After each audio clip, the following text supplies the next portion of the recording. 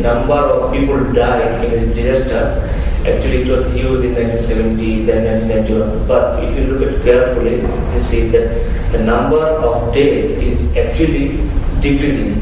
Why it is decreasing? You know that Bangladesh improved a lot in terms of early warning. Yeah. But one question is, economic loss. Can we really able to decrease the loss, economic loss due to disaster? So I think this is the area we need to look into.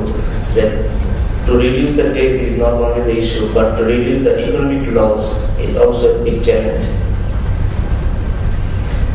Now I come to the relevance of ICTs in terms of disaster management. You know, the disaster management is four parts: preparedness, response, recovery, and mitigation. So in preparedness, ICT and satellite provide reliable and rapid communication, observation, positioning, etc. So one quick example is the early warning. The mitigation, location hazard specific long-term mitigation options could be shared for informed decisions where application of ICT it can play a vital role and it's a vital tool. The presence of data and information is crucial to helping decision makers understand the root causes of disasters. During the response phase, ICT can help sharing instant knowledge and information on the disaster locations, such as primary damage information, coordination, we normally call it TW, who is doing what and where. In the recovery phase, ICT provides support to the stakeholders with one-stop information bank and connecting people and institutions for recovery in both livelihood and economical rehabilitation or shelter construction and emergency situation. Coordination, actually it's a big challenge. I come to this point in the last slide of this presentation. ICT solution to disaster management and climate change. You know that ICT solution is not only for issuing early warning, but analyzing the early warning to make it specific, hazard specific for the people is important.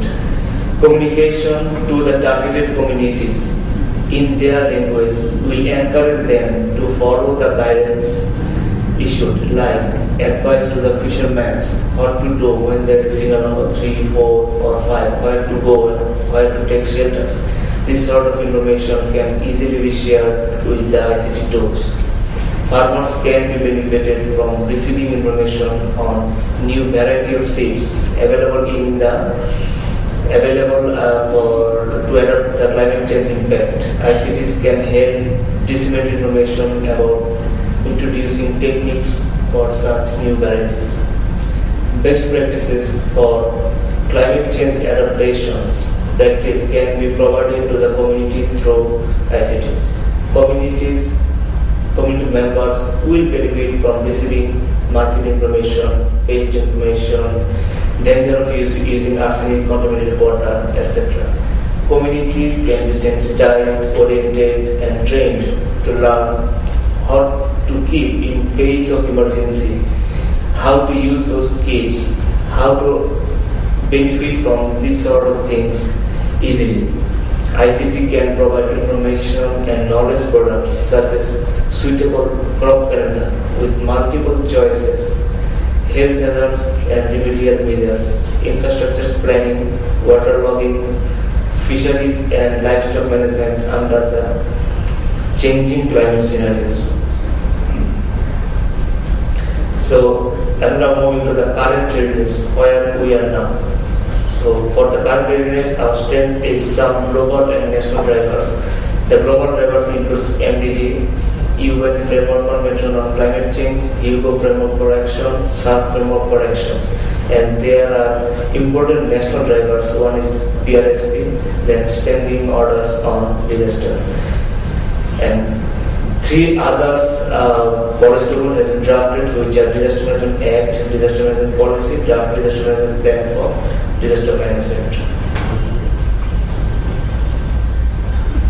So, where we are now?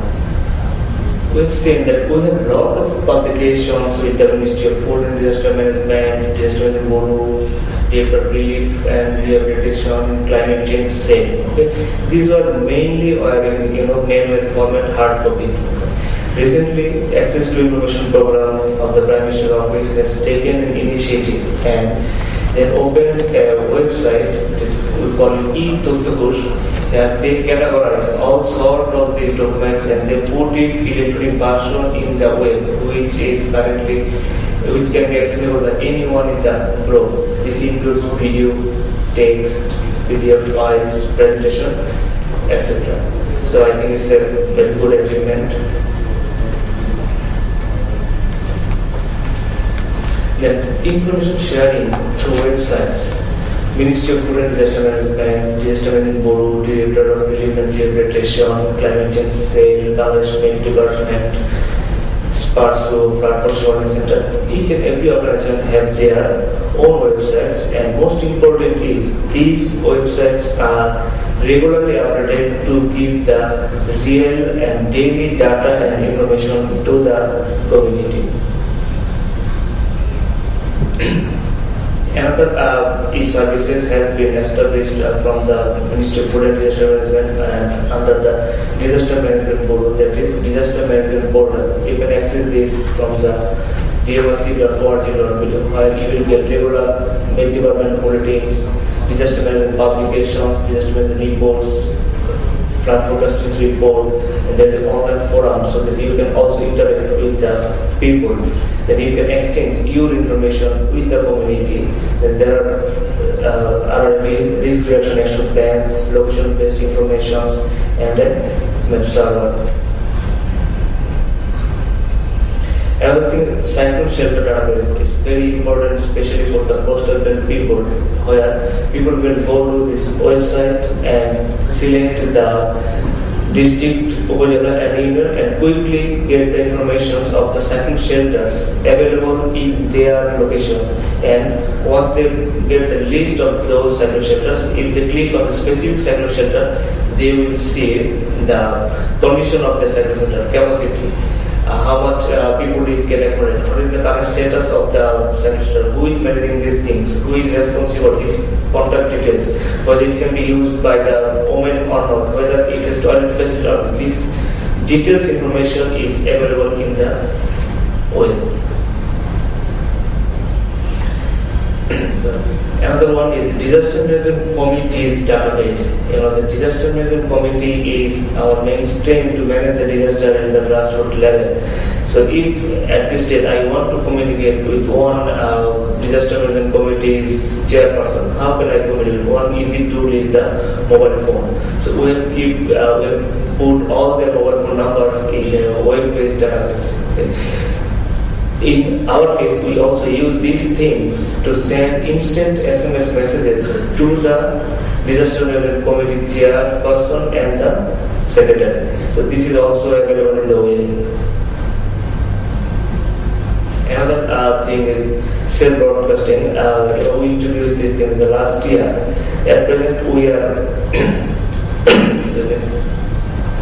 using self-broadcasting technology to send early warning messages to the community in a couple of seconds. Okay? Currently, this service is available in Coxbazar for cyclone and in Shirazganj for the flood. Even today, there is a broadcast in this district's Shirazganj. And in the picture, you see that this picture we took last week, actually, 13th of September. That in a shop, when people see this message, they are actually curious to see that we got a message that is from the government that's saying that water above danger level is 39 centimeter and it will reduce by